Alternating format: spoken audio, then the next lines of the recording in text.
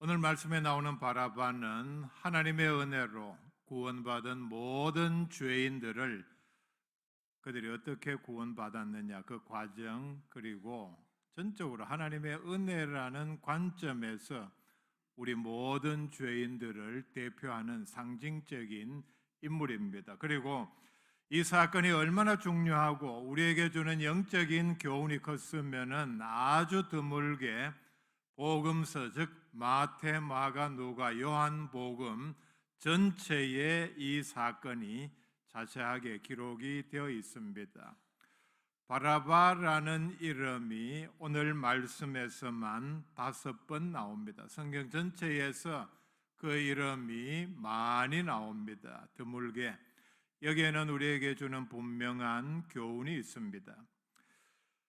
예수님께서 가르치신 말씀, 행하신 이적들 때문에 유대인들은 매우 심기가 불편했고 그리고 시기했고 결국은 예수를 우리가 죽여야 되겠다 생각을 하고, 특별히 유대인의 중심적인 인물인 대제사장 또 서기관들이 이 일에 앞장을 섰습니다. 그래서 기회가 왔다고 생각을 했을 때에 그들의 최고 의결 기관인 우리나라의 의회와 같은 공회에서, 즉 산헤드린에서 예수님에게 사형을 선고를 했습니다. 이 당시 유대는 로마의 식민지 지배를 받고 있었기 때문에 사형을 집행할 권한이 없었습니다. 그래서 사형 판결을 내리고 난 다음에 예수님을 끌고 빌라도에게로 가서 이 예수가 이러이러한 죄를 지었고 그리고 우리가 사형을 선고했습니다. 우리의 법 체계를 인정을 하고 사형을 집행해 주시오. 그것도 아마 제가 추측하기에는 로마 제국에서는 그 당시에 또 이스라엘에서 죄수를 사형하는 데는 몇 가지 방법이 있었을 것입니다. 죄수의 신분, 죄의 질에 따라서, 즉 아마도 로마 제국에서 가장 혐오하는 그리고 극악한 죄로 보는 반역죄라든지 거기다가 피식민지 나라의 사람이면은 가장 흉악하고 끔찍한 십자가형을 이렇게 선택을 했을 것이고, 그렇지 않은 경우는 다른 조금 더 온건한 방법을 썼을 것입니다. 유대인들의 사악함이 어디에 있는가 하면은 예수님을 사형을 집행해 달라 부탁을 하는 것도 모자라서 반드시 십자가형에 처해 달라 부탁을 하고, 뒤에 보면은 이것이 강요로까지 발전을 했습니다. 로마의 총독 빌라도는 당연히 로마 사람이었습니다. 예수님과 유대인들 사이에서 중립적인 위치에 있었다는 얘기입니다. 빌라도가 예수님을 아무리 신문을 해봐도 사형을 시킬 만한 죄가 없었습니다. 아무리 권력자고 그리고 피지배 계급을 하찮게 생각한다 하더라도 죄가 없는 사람을 자신의 어떤 유익을 위해서 또는 백성들이 요구를 하니까 사형을, 그것도 십자가형을 동원하기에는 매우 난감했을 것입니다. 사형을 시킬 만한 죄가 없는데 그것도 십자가형으로 처형을 해달라, 빌라도에게는 도무지 들어줄 수 없는 요구였습니다. 그리고 이전에도 빌라도는 평소의 자기 관할에서 어떤 일이 일어나고 있는가, 특별히 이스라엘을 식민지 지배하고 있었기 때문에 빌라도 입장에서 가장 신경이 쓰이는 부분은 사람들이 모이는 것을 가장 싫어했을 것입니다. 그렇지 않습니까? 사람들이 모이면은 독립을 위해서 무슨 모의를 하게 되고 이것이 운동으로 번지게 되면은 빌라도의 입장에서는 이게 바로 반역이 되기 때문에 자기 입장에서는 가장 경계하고 주의를 기울여야 하고, 그렇다면은 영향력 있는 인물이 사람들을 모아놓고 무슨 말을 하는지 가장 주의를 기울였다는 얘기입니다. 제가 정확하지는 않지만은 영화의 한 대목이 기억이 납니다. 아마 왕중왕으로 생각을 합니다. 추측을 하는데 거기에 이런 대목이 나오죠. 그것도 정확하지 않습니다. 빌라도인지 이 지역을 다스리는 헤로드 왕인지 궁에서 그냥 지나가는 투로 부하에게 이렇게 묻습니다. 오늘은 예수가 무슨 말 하더냐? 보고를 하러 온 사람은 이렇게 대답합니다.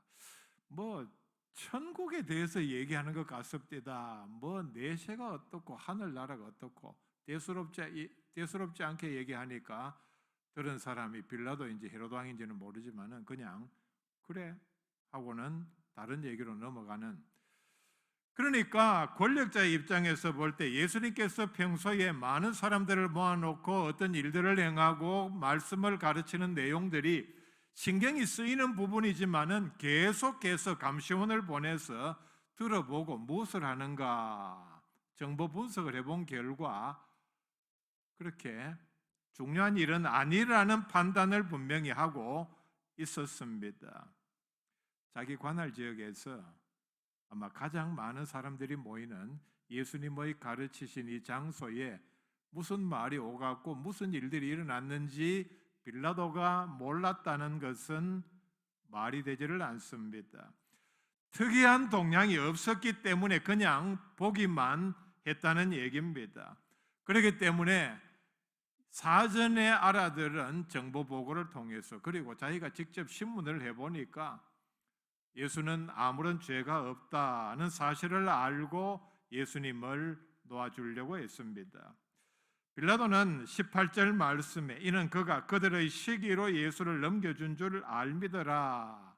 사태를 분명히 파악을 하고 있었습니다. 그래서 빌라도는 예수님을 석방하기 위하여 유대인의 분노를 누그러뜨리기 위해서 세 가지 방법을 썼습니다. 결과적으로 바라바가 석방이 되는 과정에서 이 세 가지 방법이 동원되었고 그리고 뜻하지 않게 의도하지 않게 빌라도가 의도한 바와는 전혀 다르게 바라바가 석방되는 이득을 얻었습니다. 첫째는 예수님을 헤롯에게 보냈습니다. 누가복음 23장에 나오는 대목입니다.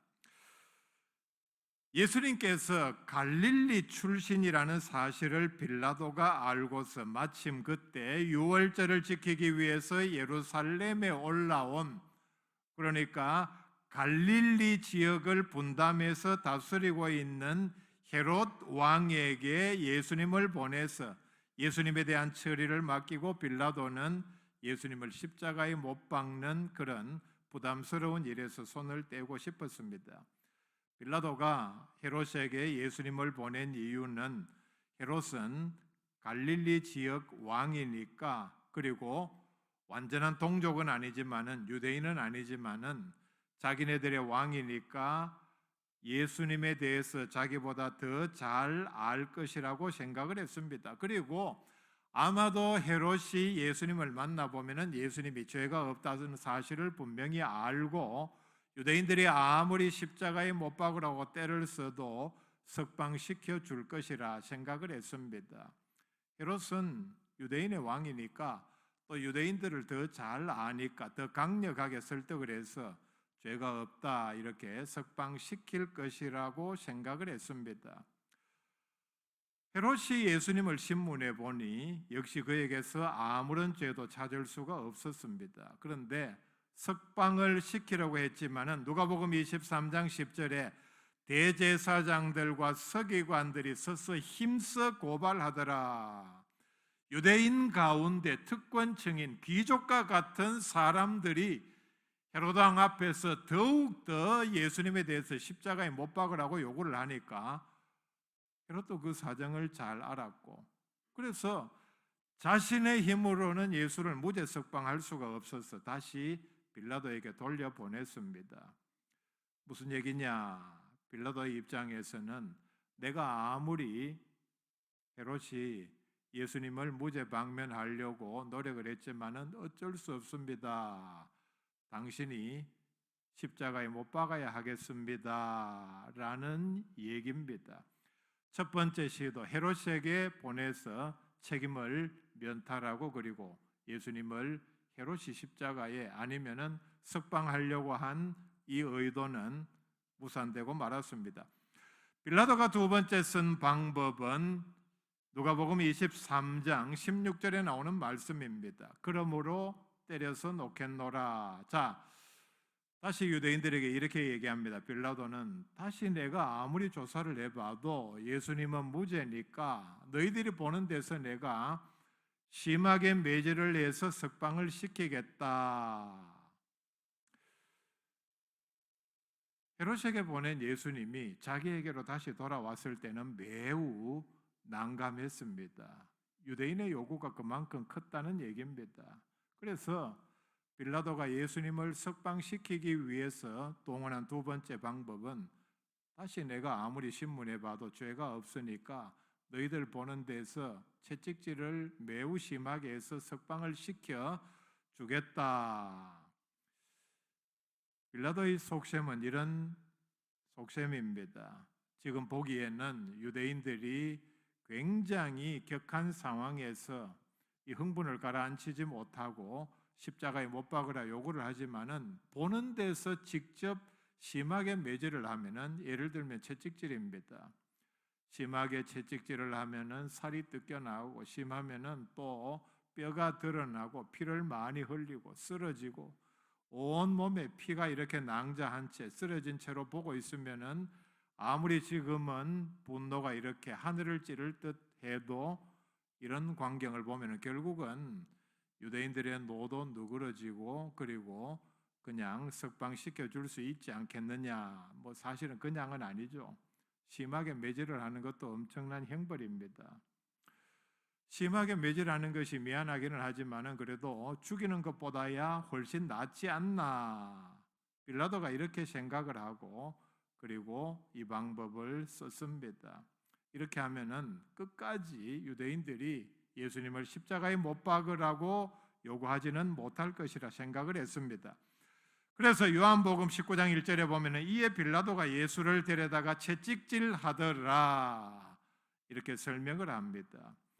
채찍질을 얼마를 했는지 모르지만은 심하게 매질을 했겠죠. 심하게 매질을 할수록 자기의 뜻을 관철시킬 수 있으니까 그렇게 했을 것입니다. 그런데 놀라운 사실은 유대인의 증오, 분노가 얼마나 극심했던지 이렇게 아무리 끔찍하게 예수님을 채찍질해도 전혀 효과가 없었습니다. 계속해서 예수님을 십자가에 못 박으라 요구를 했습니다. 두 번째 이 방법도 통하지 않자 세 번째로 빌라도는 오늘 말씀에 나오는 마지막 방법을 동원을 합니다. 이때는 유대인들의 가장 큰 명절인 유월절이었습니다.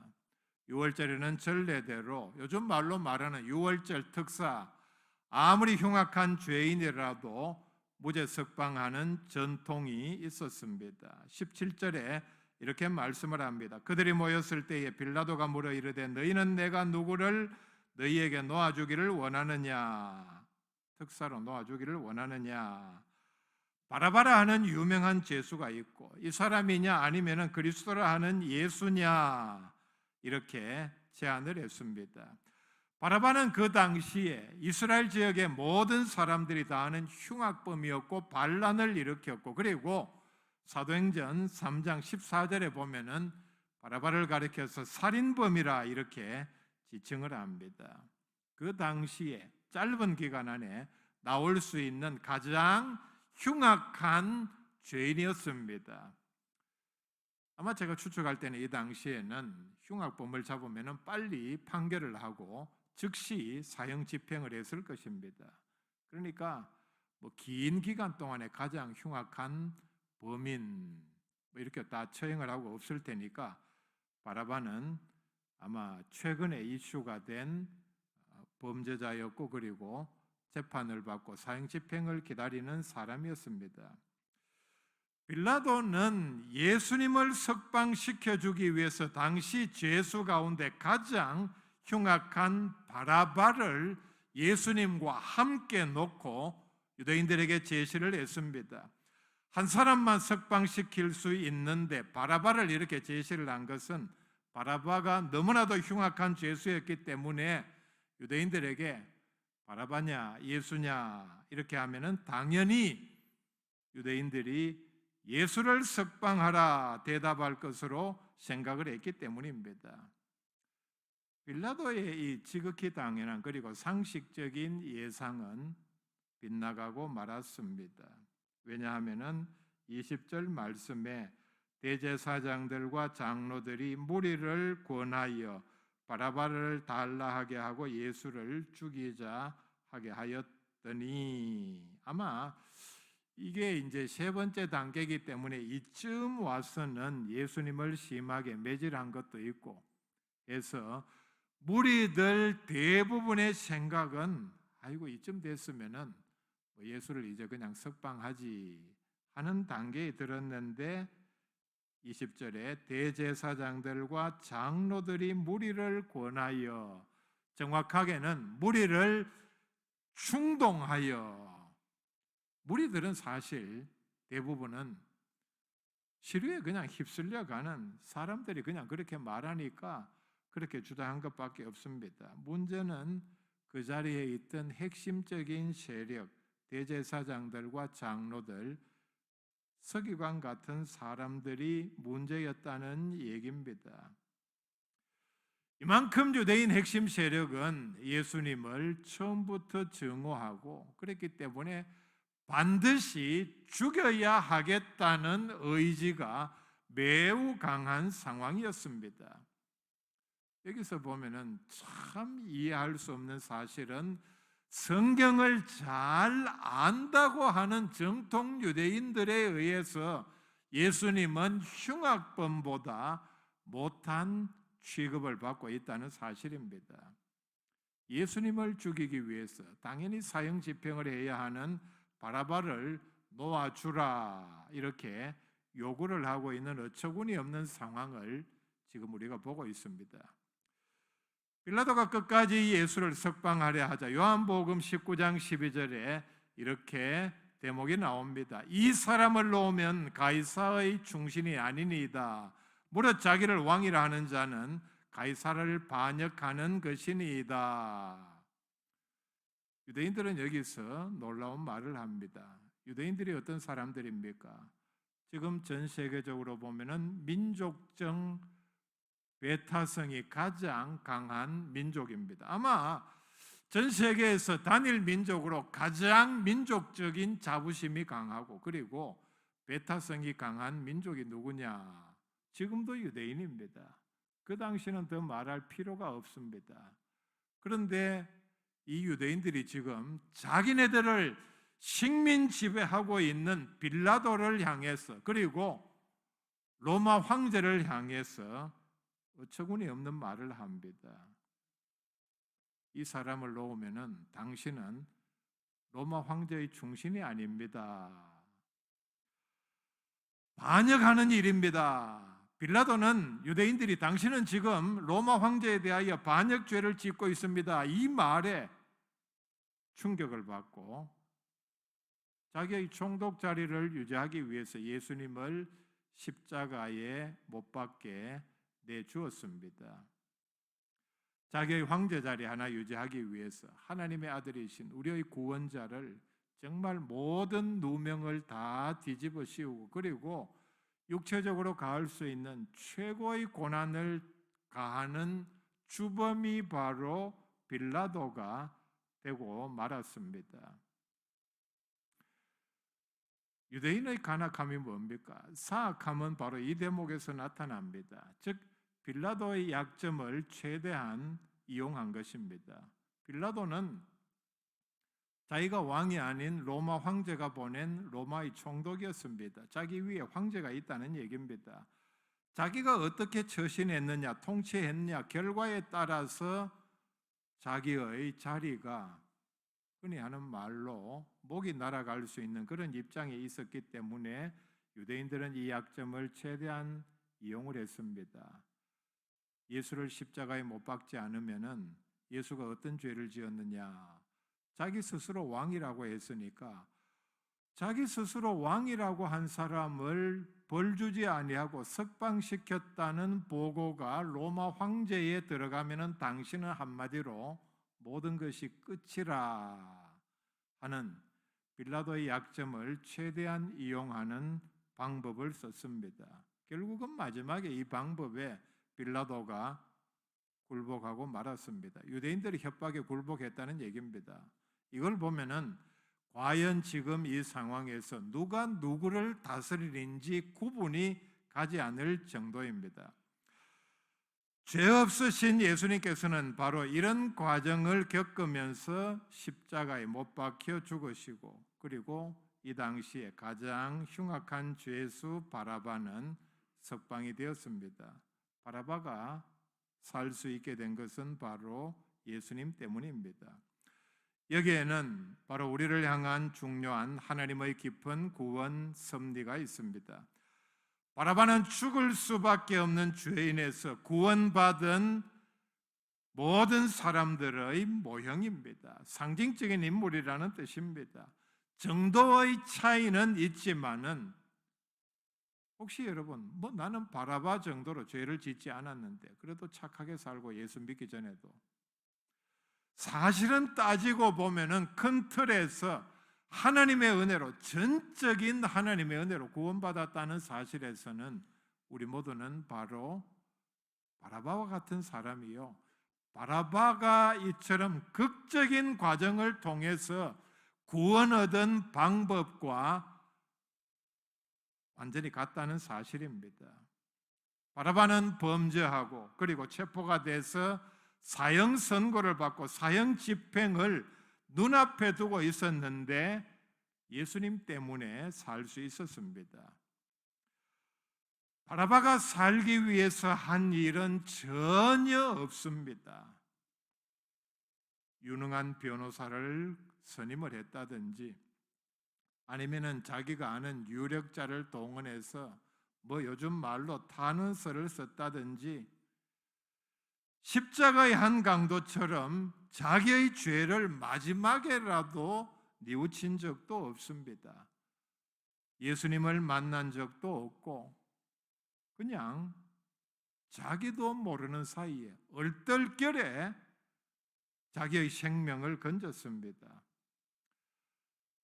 아마 감옥이 빌라도의 법정 안에 아니면 가까이 있었을 것입니다. 감옥 안에서 밤에 늦게 보니까 바깥에서 지금 무슨 고함 치는 소리가 나고, 유대인들이 이렇게 한꺼번에 누구를 십자가에 못 박으라 이런 소리가 들리는데, 그 소리를 들었는지 아니면은 그냥 함성만 들었는지, 감옥 안에서 바깥에서 지금 무슨 일이 일어난지도 전혀 모르는 중에 석방이 되었고, 석방되는 순간에도 자기가 왜 석방이 되는지 모르는 가운데 석방이 되었습니다.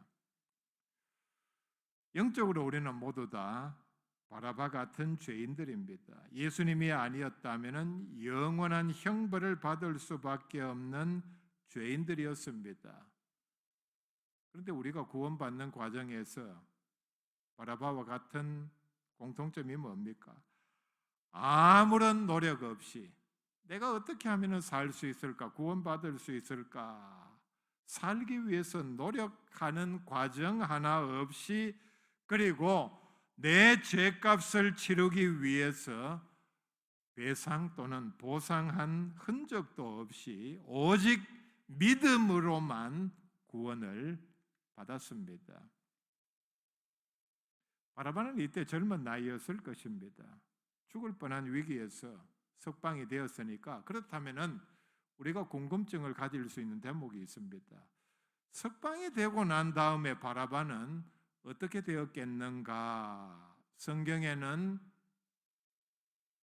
말이 없습니다. 일체. 우리가 믿을 만한 학자들 가운데 이런 이론을 제기하는 사람이 있습니다. 석방이 되고 난 다음에 바라바는 도대체 내가 어떤 과정을 겪어서 내가 석방이 되었는가? 알고 보니 6월절 특사에 내가 석방이 되고 대신에 예수님께서 죄가 없음에도 십자가에 달려 죽으셨다. 그분이 과연 누구시며 내 대신에 십자가에 달려 죽으신 분이 어떤 일을 하셨고 어떤 분인가를 알고 그 이후로 그는 그의 삶을 다해서 예수님께서 내 대신 십자가에 달려 죽으셨다. 이 사실을 눈물을 흘리면서 전했다고 합니다. 그리고 자기 죄를 그 전에 뉘우치고 거듭났다. 여기에는 충분한 가능성이 있습니다. 왜냐하면 마태복음은 예수님께서 죽으신 이 사건 다음에 적어도 30년 또는 길게는 40년 뒤에 기록된 말씀입니다.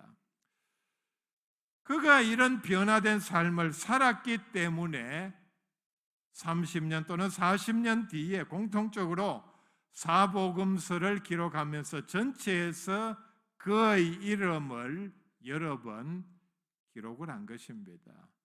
그가 이런 삶을 살지 않았더라면 복음서를 기록한 기록자들에게 그의 삶이 이렇게 알려지지 않았더라면 그의 이름을 복음서마다 4번이나 이 사건을 기록하면서 여러 번 기록했을 리는 없습니다. 그 다음에 또 하나, 직접적으로는 예수님께서 바라바를 대신해서 죽으셨는데 이 사건은 하나만 두고 말하자면, 그리고 바라바도 그 사실을 알았는데 그렇게 살아난 사람이, 예수님 대신에 살아난 사람이 그전과 같은 죄를 짓는 삶을 살았을 리는 없을 것입니다. 그렇다면 직접적으로 예수님께서 죽으신 그 희생은 그에게는 뭐가 됩니까?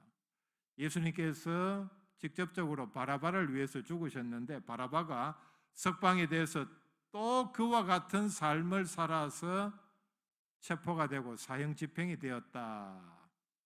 우리는 상상도 할 수 없는 일입니다. 예수님의 십자가의 죽음은 영적으로 바라바와 같은 나를 살리신 구속의 은혜입니다. 고린도후서 5장 21절에 하나님이 죄를 알지도 못하신 이를 우리를 대신하여 죄를 삼으신 것은 우리로 하여금 그 안에서 하나님의 의가 되게 하려 하심이라 말씀을 합니다. 우리는 다 바라바와 같은 사람이라 말씀을 드렸습니다. 그렇다면 바라바의 입장에서 예수님의 죽으심을 한번 생각해 볼 수 있기를 바랍니다. 우리는 예수님의 죽으심을 생각할 때마다 조금 멀리 예수님의 죽으심을, 예수님을 타자처럼, 다른 사람처럼 생각할 것이 아니라 바라바의 입장에서 생각해 보는 과정이 필요합니다. 바라바의 입장에서 보면은 하나님의 크신 사랑이 바로 자기 자신의 석방에서 나타났습니다. 얼마나 직접적이고 자기에게 모든 은혜가 집중된 귀한 사건입니까?